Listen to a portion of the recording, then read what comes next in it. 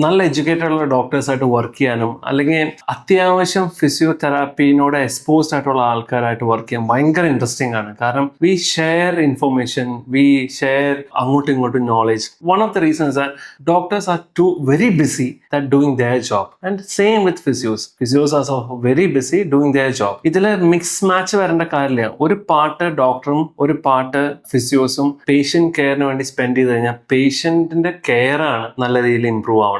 ആ ഒരു അണ്ടർസ്റ്റാൻഡിംഗ് ഉള്ള ആൾക്കാരെയാണ് നമുക്ക് ഇനി വേണ്ടത്. പക്ഷെ അൺഫോർച്ചുനേറ്റ്ലി കുറേ തവണ ഇപ്പം എസ്പെഷ്യലി കേരളത്തിലാണെന്ന് തോന്നുന്നു there's a lot of ego അല്ലെങ്കിൽ lot of fights been going on. അതിൽ മെയിൻ ഇനിയിപ്പം വന്നിക്കുന്ന ഒരു സംഗതിയാണ് physios can be called as doctors. ഞാൻ അതിനെക്കുറിച്ചൊന്നും കമന്റ് ചെയ്യുന്നില്ല, കാരണം അതൊക്കെ ഒരു വേറൊരു ലോകമാണ്. ഫിസിയോസ് ഡോക്ടേഴ്സിന്റെ പ്രിഫിക്സ് വെക്കണു അല്ലെങ്കിൽ അതെങ്ങനെ വെക്കണു അല്ലെങ്കിൽ അത് ക്വാളിഫൈഡ് ആണോ എന്നുള്ളതൊക്കെ let that discussion go on. പക്ഷെ when I talk about patient care, ഈ രണ്ട് മേഖലകളും ഒരുമിച്ച് വർക്ക് ചെയ്ത് കഴിഞ്ഞാൽ patient result will be tremendously different. അത് നോ ഡൗട്ട്. പക്ഷെ വെരി ലിമിറ്റഡ് ഡോക്ടേഴ്സ് ആണ് അങ്ങനെ അസോസിയേറ്റ് ചെയ്ത് വർക്ക് ചെയ്യുന്നത്. പക്ഷെ അങ്ങനെ അസോസിയേറ്റ് ചെയ്ത് വർക്ക് ചെയ്യുന്ന ഡോക്ടേഴ്സും ഫിസിയോസിന്റെ ഒരു റാപ്പും ഉണ്ട്. ദാറ്റ് ഈസ് ലൈക്ക് ഒരു മിറാക്കിളാണ്.